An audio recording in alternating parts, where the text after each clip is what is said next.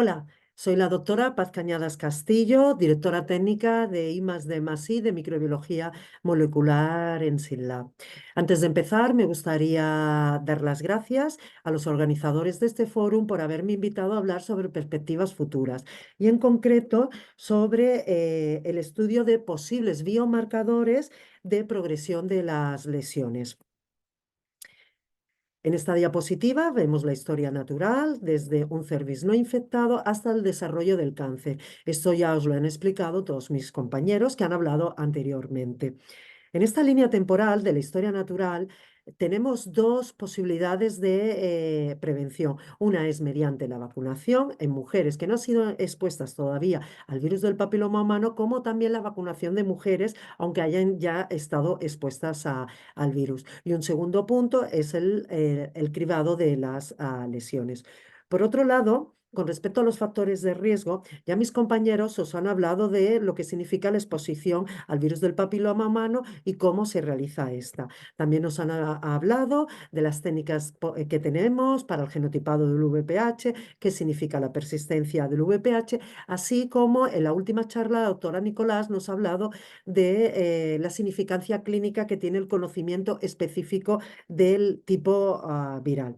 Pero nos queda otra línea importante y es el estudio de posibles biomarcadores de progresión, es decir, qué mujeres que están en una situación de precáncer van a progresar hacia cáncer o bien van a regresar. Y esto es un punto muy importante.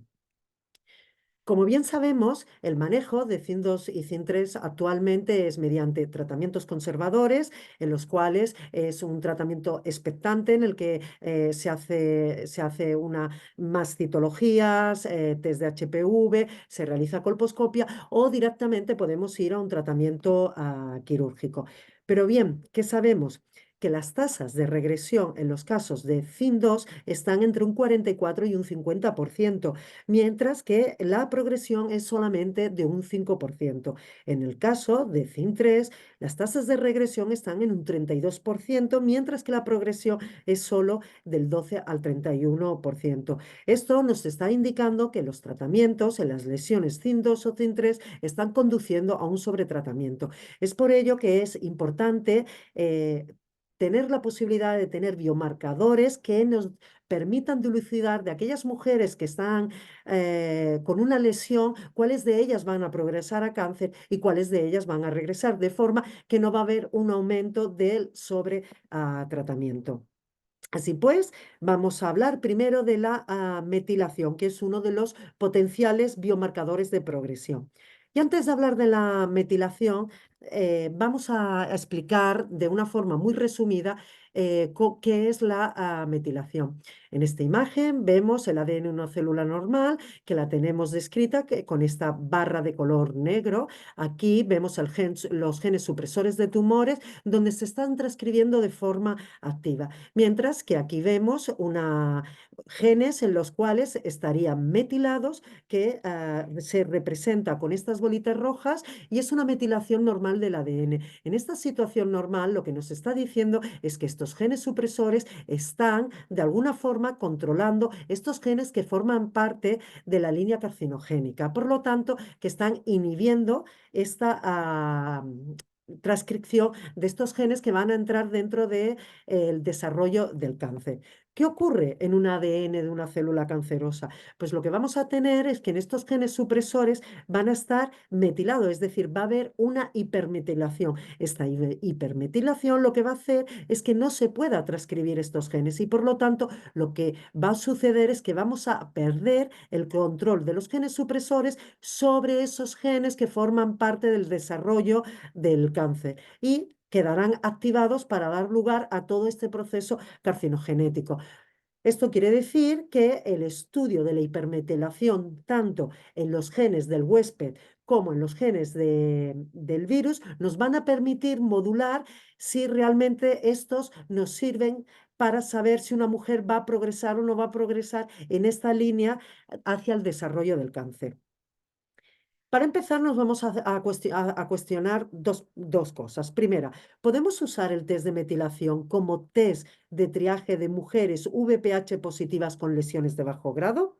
Y la segunda pregunta es, ¿podremos utilizar el test de metilación como test de triaje en mujeres por debajo de los 30 años? ¿Y por qué exactamente hacemos esta clasificación en mujeres por debajo de los 30 años? Porque, como bien sabemos, las prevalencias por el VPH en mujeres menores de 30 años son muy elevadas, con lo cual la información que nos ofrece el genotipo no va a ser tan valiosa como en las mujeres mayores de 30 años. Por lo tanto, necesitamos algún biomarcador que, junto con esas pequeñas lesiones que encontramos en esta población joven, nos permitan dilucidar cuáles de ellas son las que van a progresar. Así pues, vamos a intentar explicar la primera pregunta que nos hacemos.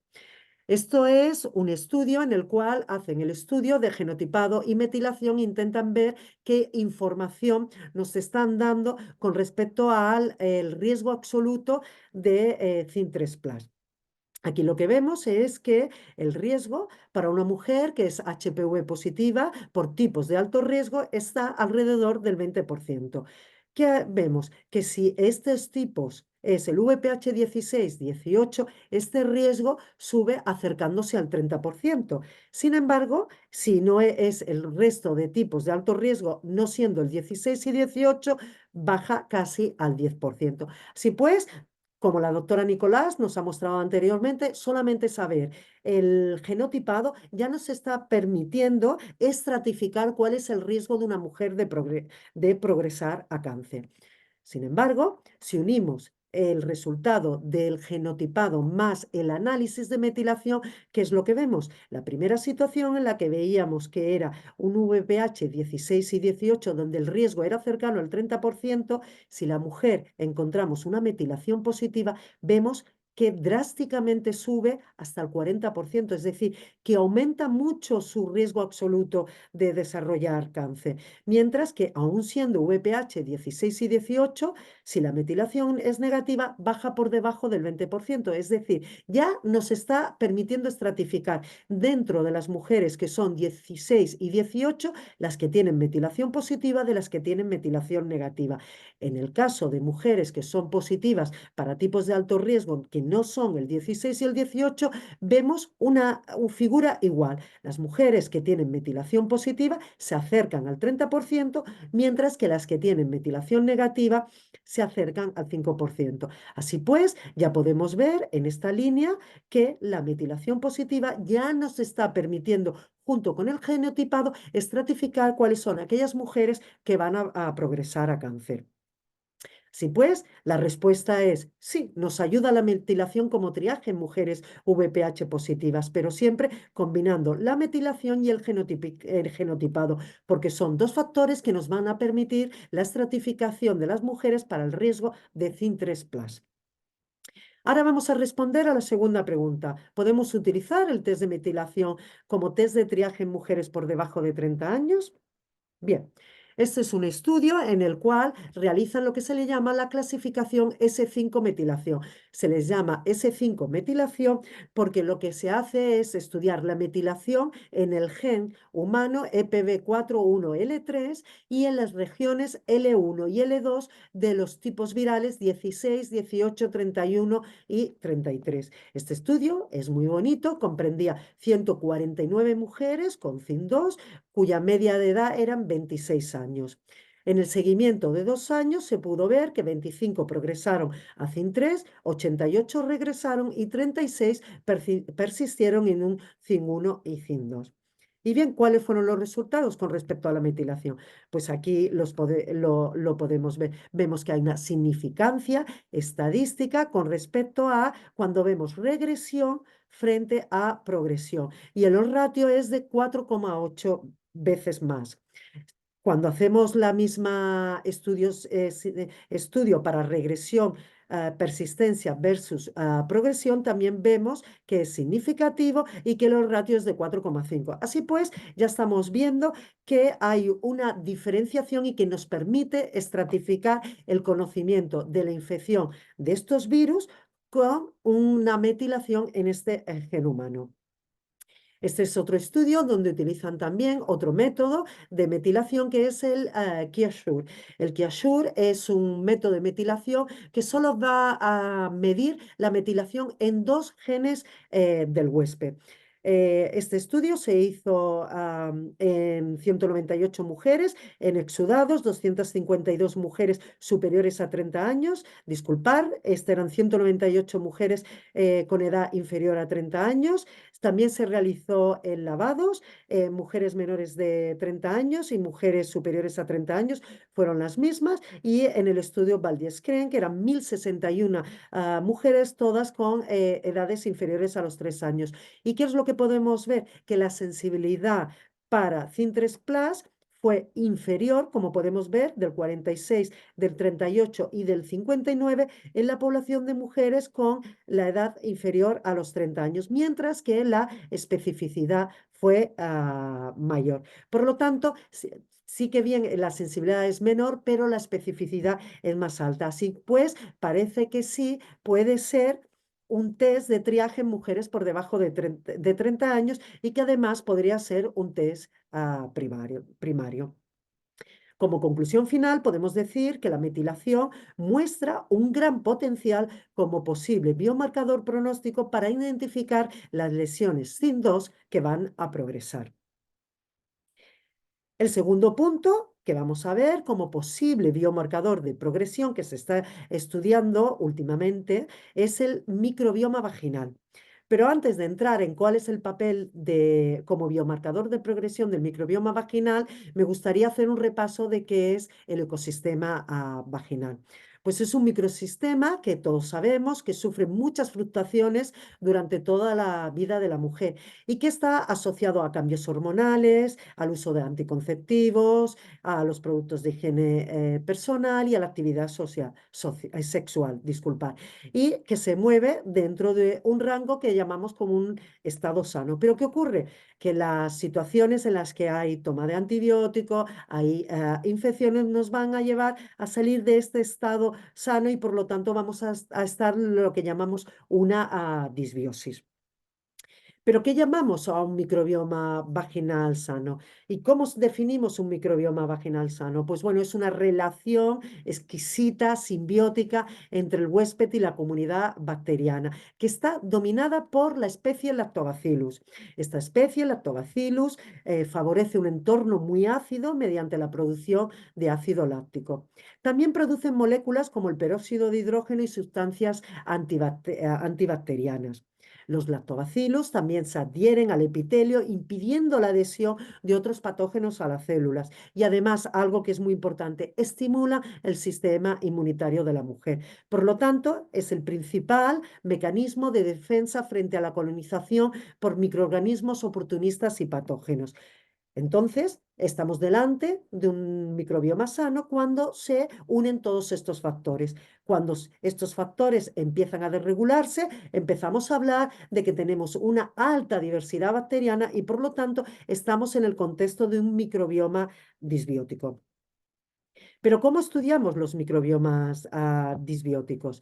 Pues bien, el poder de los estudios metagenómicos, estos estudios que nos permiten conocer exactamente cuál es este ecosistema vaginal mediante técnicas de secuenciación masiva, han permitido definir el ecosistema vaginal en 5 comunidades en función de los lactobacilos que son dominantes en estas comunidades. Así pues, se definen la comunidad de tipo 1, la comunidad de tipo 2 y la comunidad de tipo 5 como comunidades estables. ¿Por qué? Porque la comunidad de tipo 1 está dominada por Lactobacillus crispatus, la comunidad de tipo 2 dominada por Lactobacillus gaseris y la comunidad tipo 5 está dominada por Lactobacillus jensenis. Todos ellos tienen en común que dan lugar a una elevada producción de ácido láctico, por lo tanto, un pH bajo. Dan lugar también a una gran producción de bacteriocinas y se relacionan todos con una comunidad estable. ¿Qué ocurre? La comunidad tipo 3 es aquella que está dominada por Lactobacillus iners. Lactobacillus iners es un lactobacillus que incluso es diferente al resto de los lactobacillus. Es un lactobacillus que tiene un tamaño inferior, incluso su DNA también es más pequeño. Da lugar solo a una moderada producción de L-ácido láctico, con lo cual el pH es un poquito más básico.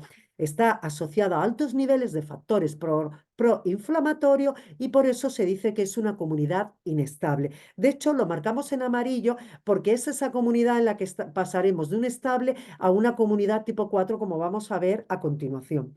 ¿Y cómo se define aquella comunidad tipo 4? Pues es aquella en la que no hay dominio del lactobacillus o casi no tenemos lactobacillus. Por lo tanto, hay una baja o escasa producción de ácido láctico, por lo tanto, hay un pH muy alto y es una comunidad inestable. Es aquella en la que encontramos las vaginosis bacterianas, las candidiasis, vaginosis aeróbicas, etcétera. ¿Y por qué hablo de las comunidades? Porque es muy importante, porque hasta hace muy poco solamente estudiábamos el ecosistema vaginal en una situación patológica, una vaginosis bacteriana, por ejemplo, pero ahora sabemos que este ecosistema se puede dividir en 5 comunidades y que estas 5 comunidades no contribuyen de igual manera a la salud reproductiva y sexual de la mujer. Aquí, en esta tabla, os muestro la comunidad tipo 1, recordemos, la que está dominada por Lactobacillus crispatus, comunidad tipo 2, dominada por Lactobacillus gasseri, comunidad tipo 3, Lactobacillus iners, comunidad tipo 4, aquella que no está dominada por Lactobacillus, y comunidad tipo 5, dominada por Lactobacillus jenseni. Y vamos a ver cómo todas estas comunidades contribuyen de forma diferente en cuanto a la infección de transmisión sexual, infección del tracto urinario recurrente, vaginosis, candidiasis recurrente, fallo de implantación recurrente, complicaciones obstétricas y displasia cervical. ¿Y qué es lo que vemos? Que aquellas que denominábamos comunidades estables, comunidad tipo 1, tipo 2 y tipo 5, lo que hacen es que es un riesgo disminuido para todas estas situaciones. En el caso de la comunidad tipo 3, la dominada por Lactobacillus iners, vemos que el riesgo está aumentado para las infecciones de transmisión sexual, las infecciones del tracto urinario recurrente y complicaciones obstétricas. Mientras que para la candidiasis o vaginosis recurrente, fallo de implantación recurrente y displasia cervical, el riesgo es variable porque va a depender en función de otros microorganismos que estén presentes, porque como sabemos esto no es la funcionalidad de un solo microorganismo, sino que es una comunidad y todos ellos están haciendo su función.